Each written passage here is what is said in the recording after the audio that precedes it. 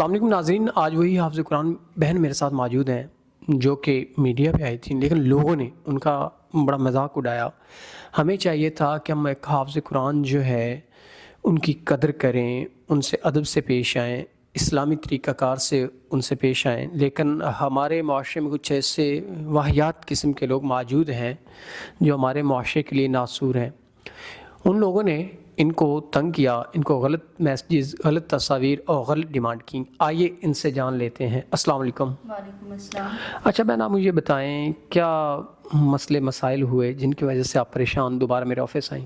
جی بالکل، وہ ادھر سے جو ریکویسٹ کی گئی تھی اس کے بعد بہت غلط مجھے لوگوں نے میسیج کیے، بہت غلط باتیں کی اور بہت ہی نازیبا انہوں نے میرے ساتھ ڈیمانڈز کیے، تو اس کی وجہ سے مجھے کوئی اچھا رسپانس ادھر سے نہیں ملا، تو بہت ہی اس سے زیادہ میری مشکلات میں اضافہ ہی ہوا ہے، کوئی کمی نہیں ہوئی۔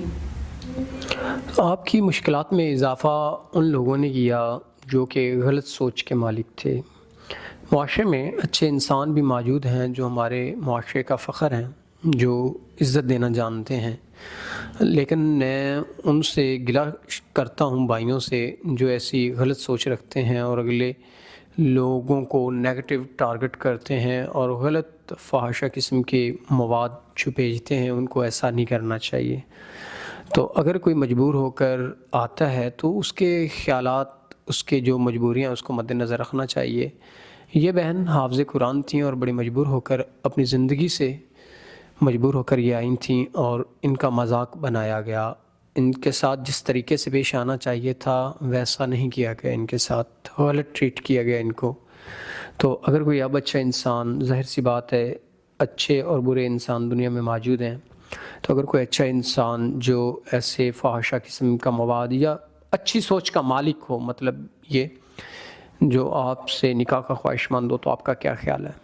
جی اگر کوئی اچھا انسان ہوگا جو اچھی طرح سے لے کے چلے گا آگے میرے ساتھ اپنی زندگی کو، تو ضرور میں اس کے لیے تیار ہوں، لیکن اگر اچھائی کا کہا گیا ہے تو اچھائی ہونی چاہیے۔ جس طرح مجھے پہلے وہ غلط چیزوں کا سامنا کرنا پڑا ہے، میں نہیں چاہتی ہوں کہ ایسا دوبارہ کچھ ہو۔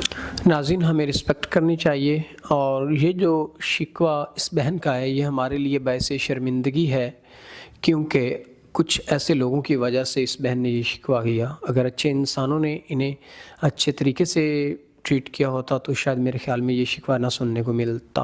امید کرتے ہیں کہ آپ دوبارہ ایسا کوئی شکوہ نہیں سننے کو ملے گا اور آپ ان سے نکاح کا ہی پیغام بھیجیں گے۔ اس کے ساتھ اپنے میزبان نواب احمد کو دیں اجازت۔ خدا حافظ۔